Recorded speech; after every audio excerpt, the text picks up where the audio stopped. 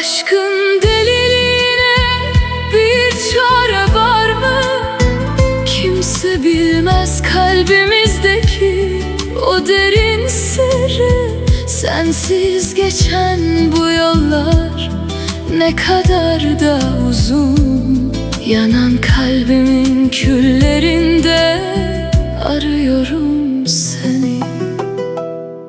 Un shab توی تاریکی دنبال تو میگشتم.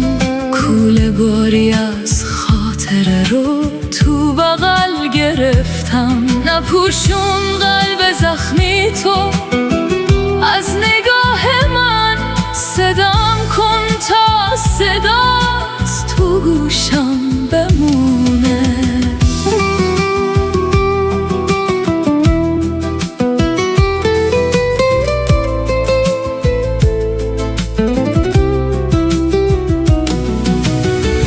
Yaralı kalbini saklama gözlerimden.